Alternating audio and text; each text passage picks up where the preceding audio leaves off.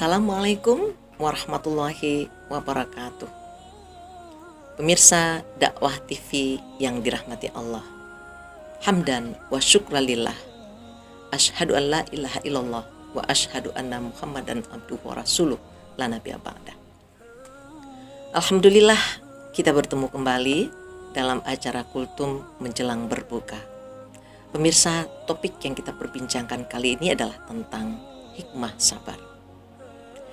Banyak sekali ayat-ayat di dalam Al-Quran dan hadis-hadis yang berbicara tentang sabar.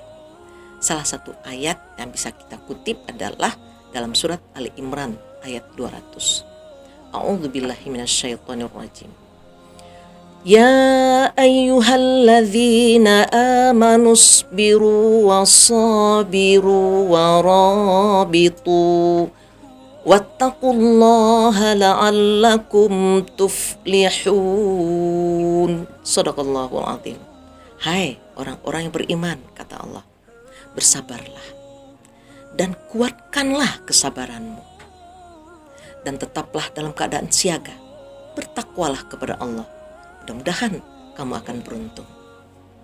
Pemirsa dakwah TV yang dirahmati Allah, luar biasa ungkapan Allah dalam ayat ini. Ketika kita bersabar, kita akan menjadi orang yang beruntung. Tentu ada sesuatu dengan sikap sabar. Apakah benar dengan bersikap sabar itu kita menjadi orang yang beruntung? Nah pemirsa, mari kita lihat beberapa hikmah sabar. Pertama, ketika kita bersabar, kita akan terhindar dari perbuatan dosa dan maksiat. Coba bayangkan pemirsa, pada saat kita mampu mengendalikan amarah kita, kita akan bisa mengendalikan mulut kita untuk tidak mengeluarkan kata-kata yang menyakiti orang lain. Selama bulan puasa, kita disuruh mengendalikan diri, mengendalikan amarah kita, mengendalikan hati kita untuk tidak membenci orang lain.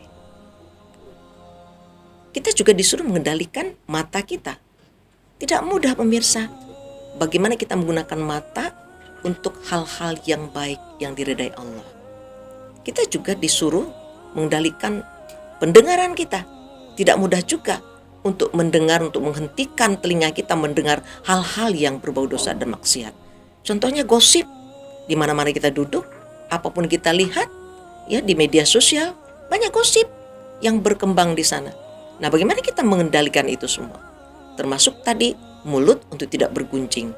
Luar biasa pemirsa. Nah, ketika kita mampu bersabar dalam hal tadi, penglihatan, pendengaran, dan mulut, kita akan terhindar dari dosa dan maksiat. Kemudian yang kedua, hikmah sabar adalah rohani kita akan sehat. Allah menyebutkan dalam Al-Quran perintah puasa, dan disebutkan di sana bahwa dengan berpuasa mudah-mudahan kamu menjadi orang yang takwa. Salah satu indikator orang yang takwa itu apa?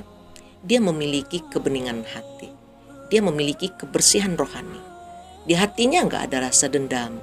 Kalau ada orang lain yang menyakiti perasaannya, maka dia akan memaafkan. Nah, kenapa Islam menyuruh kita memberi maaf?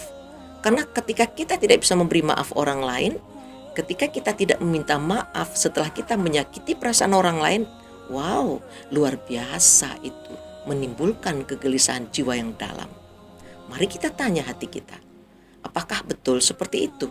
Ketika dendam itu kita simpan lama-lama, maka hati kita akan menjadi sakit, rohani kita akan menjadi terganggu. Maka Allah memerintahkan dalam Al-Quran, beri maaflah, karena Allah tahu dengan memberi maaf itu jiwa manusia akan menjadi tentram. Banyak akhlak tercela yang menyakitkan rohani manusia.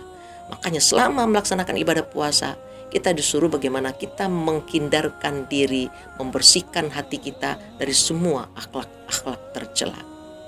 Nah, yang ketiga pemirsa, dengan berpuasa tanpa kita sadari, kita mencoba melatih diri bersikap sabar. Sabar itu tidak hanya tadi dalam berpuasa, mengendalikan mata, hati, telinga, mulut, mengendalikan diri dari makan dan minum, tetapi harus ada implementasi lain dari sabar kita. Apa itu? Kita sabar menerima semua takdir yang diberikan Allah kepada kita, apapun itu. Makanya ketika orang mukmin itu dia menerima nikmat, maka dia bersyukur, alhamdulillah, dia bagi nikmat itu dengan sesama. Ketika dia mendapat ujian, dia mendapat musibah, dia juga berkata alhamdulillah. Coba pemirsa, ketika misalnya kita sakit pada usia 40 tahun, pantas gak kita bersyukur kepada Allah? Wah, baru pada usia 40 tahun dapat sakit. 40 tahun sebelumnya kita sehat-sehat saja kan? Tidak ada masalah. Ketika misalnya hari ini ada keinginan kita yang tidak terkabul oleh Allah, kita tetap bersyukur. Karena apa? Karena begitu banyak keinginan lain yang sudah dikabulkan Allah untuk kita. Nah, begitu banyak nikmat Allah yang lain yang ada pada kita. Maka tidak ada alasan bagi kita untuk merasa putus asa, apalagi berprasangka buruk kepada Allah, apalagi membenci Allah ketika ada sesuatu yang tidak kita kehendaki ditakdirkan Allah untuk kita. Maka sabar itu adalah implementasi dari iman kita terhadap takdir.